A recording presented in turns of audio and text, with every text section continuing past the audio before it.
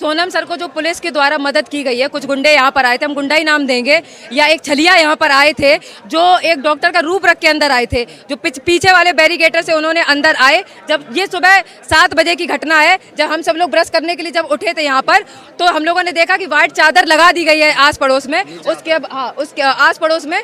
उसके बाद वहाँ पे एक डॉक्टर की यूनिफॉर्म पहन के कम से कम 7 से 10 लोग आए थे, जिनके कम से कम 90 किलो का वजन से ऊपर होगा और हाइट कम से कम 6 फुट के ऊपर होगी।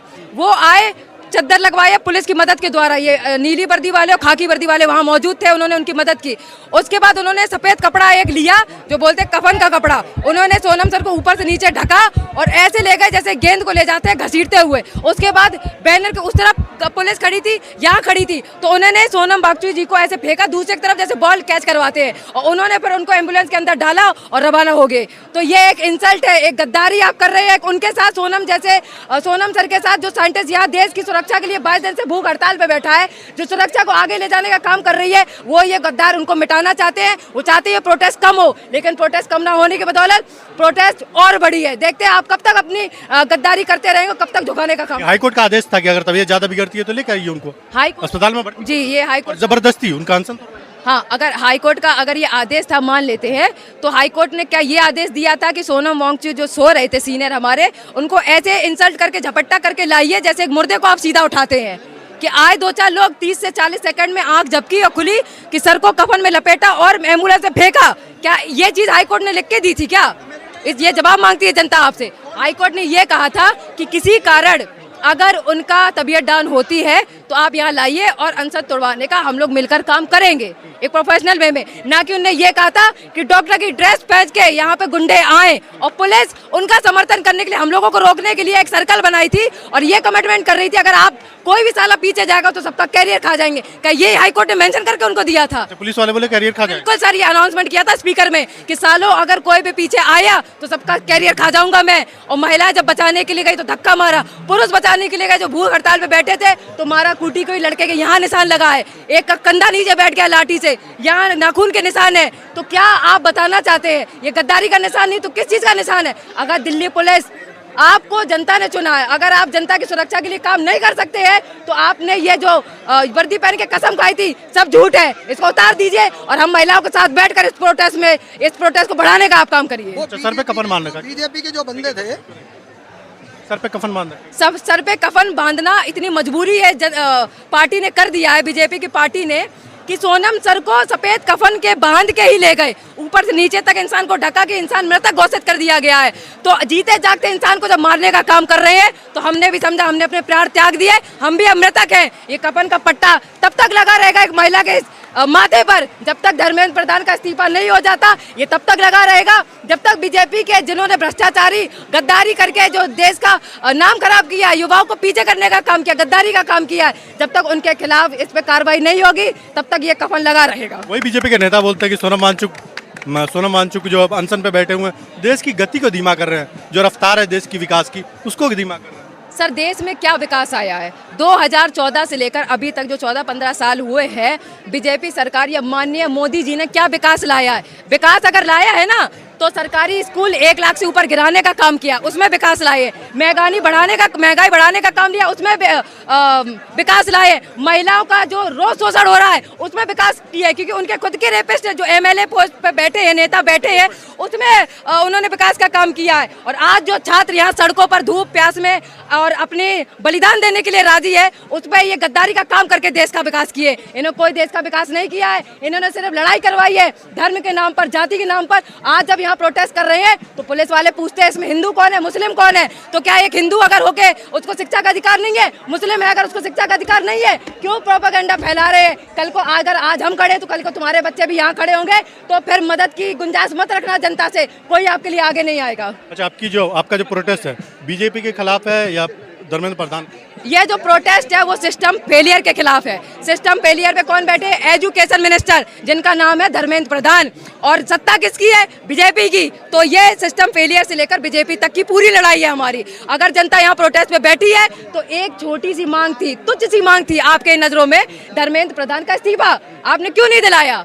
आप 1 महीने से हम जो प्रोटेस्ट कर रहे हैं कि आपने एजुकेशन फेलियर का, नीट में जो बच्चे मरे हैं उनके माता पिता के आंसुओं की कीमत के लिए चुकाने के लिए देश की जनता यहाँ खड़ी हुई है। मैंने अपना जॉब छोड़कर यहाँ खड़ी हूँ। 25 दिन से दिन रात मैं यही मेहनत कर रही हूँ कि अब शायद इस्तीफा होगा। प्रेम स्वभाव से हाथ जोड़कर सर इस्तीफा दिलवा दीजिए, बहुत हुआ, खत्म करिए। हमें गायब करने का जिस तरीके से आपने उनकी इंसल्ट करके यहाँ से उठाया है, युवा आपसे अब खफा नहीं है, युवा आपसे नफरत करता है सरकार से। युवा आजीवन ये कभी नहीं भूलेगी कि शिक्षा को बढ़ाने के लिए एक साइंटिस्ट ने 22 दिन की भूख हड़ताल पे बैठे थे, उन्होंने अपने प्राण तक न्यौछावर करने की नौबत का पेपर से कोई लेना देना नहीं है। और हम शिक्षित हैं, हम शिक्षा कर रहे हैं, लेकिन जिन्होंने अपने बच्चे खोए हैं, जिन्होंने पेपर दिया आसफल रहे हैं, जिनके माता पिता ने किसानों ने लोन लेकर बच्चों की पढ़ाई में लगाया, वो बाप ने तो जहर खाया। हम उसलिए यहाँ खड़े हैं कि कल को, आज को उनके बाप थे, कल को मेरे बाप हो सकते हैं, आपके बाप हो सकते हैं, आपके बच्चे हो सकते हैं, इसलिए हम यहाँ खड़े हैं।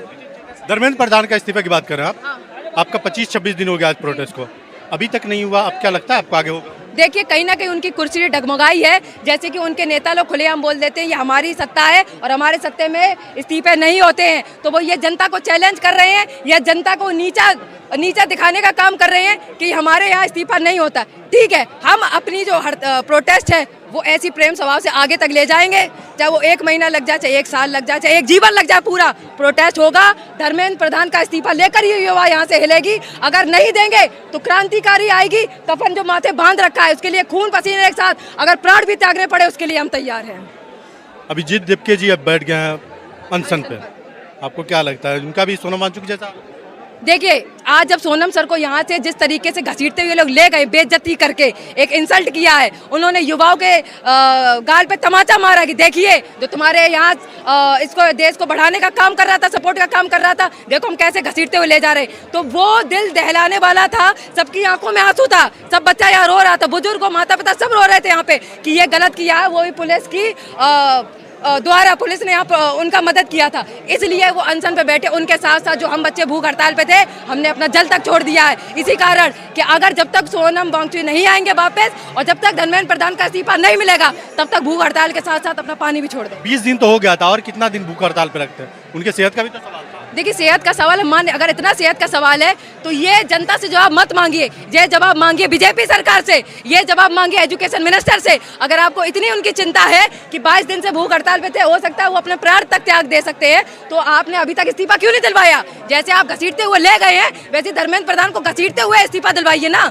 तब ये बात करिए। ये हमें मत सिखाइए कि वो उनके साथ ऐसा हो जाता है इसलिए हम कर रहे हैं। मुद्दा धर्मेंद्र प्रधान के इस्तीफे की है, उसमें कोर्ट के आदेश पर ले गए तो घसीटना कोर्ट ने नहीं बताया ना सर कि आप आइए घसीटिए और सफेद कफन पहना के उनको यहाँ से लेकर जाइए, ये कोर्ट ने आदेश नहीं दिया है।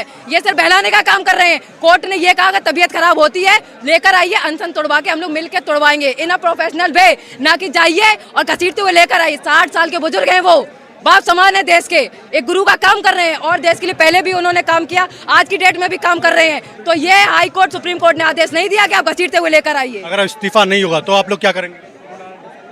अगर इस्तीफा नहीं होता है तो हम भी वही देखते कि आप कब तक जिद पर बैठे हैं। हम प्रेम स्वभाव से अपना पीस प्रोटेस्ट चला रहे थे और आगे तक यही चलेगा। और धर्मेंद्र प्रधान का जब तक इस्तीफा नहीं होगा युवा हिलेगा नहीं, डगमगाएगा नहीं। एक बार आपकी कुर्सी गिर सकती है, युवा नहीं गिर सकता है। आपको लीड करने वाले बोल रहे हैं हमारे पीएम मोदी का भी इस्तीफा चाहिए। बिल्कुल चाहिए सर, बिल्कुल चाहिए। अभी तक हमने पीएम मोदी के इस्तीफे की बात नहीं की होगी। जी दिपके जी बोल रहे हैं, बता रहे अभी तक, आज के कल के दिन से लेकर सरकार का मुखिया तो वही है। पिछले एक महीने से मोदी जी के इस्तीफे की बात नहीं हुई थी। नहीं पहले नहीं किया, आज से बोल रहे हैं। वही बात कर रही हूँ ना, क्यों नहीं किया था? क्योंकि मुद्दा था एजुकेशन का, तब तक सब सही से चल रहा था। लेकिन जब आज जो इन्होंने बेरुखी दिखाई है सरकार ने सोनम सर के साथ, वो ये देश की जनता बर्दाश्त नहीं करेगी। युवा जिस तरीके से आपने उनको नीचा दिखाने का काम किया है, घसीटते हुए ले गए हैं, तो क्या बोले आदेश है ऊपर से, तो ऊपर कौन बैठा है? सरकार बैठी। सरकार क्या है? बीजेपी सरकार ना। तो अब हमें मोदी का भी इस्तीफा चाहिए धर्मेंद्र प्रधान के साथ साथ। कुछ भी हो जाए युवा नहीं हिलेगी।